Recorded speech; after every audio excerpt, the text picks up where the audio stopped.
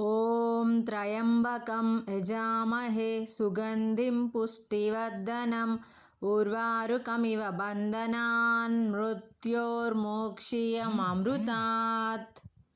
ఈ మహామృత్యుంజయ మంత్రం అత్యంత శక్తివంతమైన శైవ మంత్రం. ఇది ప్రధానంగా ఋగ్వేదంలోని 7వ మండలంలో ఉంది. పురాణాల ప్రకారం ఈ మంత్రాన్ని మొట్టమొదటిగా మృత్యుంజయ మహర్షి దర్శించారని చెబుతారు. మార్కండేయుడు తన తల్లిదండ్రులకు శివుని అనుగ్రహంతో పుట్టిన కొడుకు. కానీ ఆయుష్ కాలం 16 సంవత్సరాలే.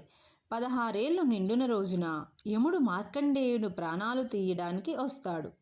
ఆ సమయంలో మార్కండేయుడు శివలింగాన్ని గట్టిగా పట్టుకొని శివుణ్ణి ఆశ్రయించి మృత్యుంజయ మంత్రాన్ని జపించాడు.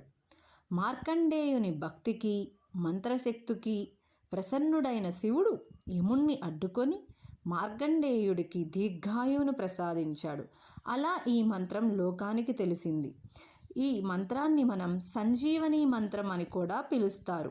ఎందుకంటే అది అకాల మరణాన్ని నివారిస్తుందని నమ్ముతారు. మరణ భయం నుండి, శారీరక మానసిక రోగాల నుండి విముక్తి కలిగిస్తుంది. శివుని అనుగ్రహంతో జీవితంలోనికి కష్టాలను సుఖాలుగా మార్చే శక్తి ఈ మంత్రానికి ఉంది.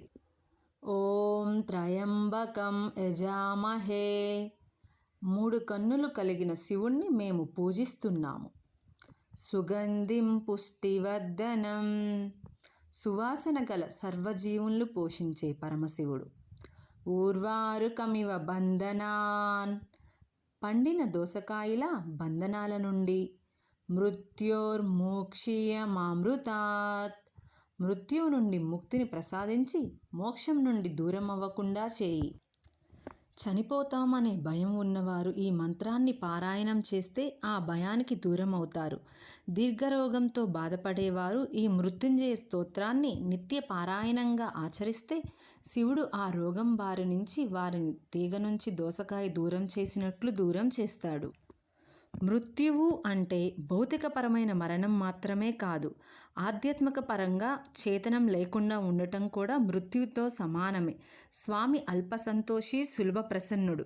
ఆయనని మనం భక్తి శ్రద్ధలతో చక్కగా ఈ సులభమైన ఈ మహామృత్యుంజయ అమృత మంత్రాన్ని, సంజీవని మంత్రాన్ని మనం రోజు జపించడం వల్ల మనకి ఎటువంటి భయాలు, బాధలు, దోషాలు ఉన్న అన్నిటినీ ఆ శివేశ్వరుతో మనకి ఆ శివుడు తప్పకుండా తొలగిస్తాడు. ఓం నమః శివాయ. ఓం నమో నారాయణ.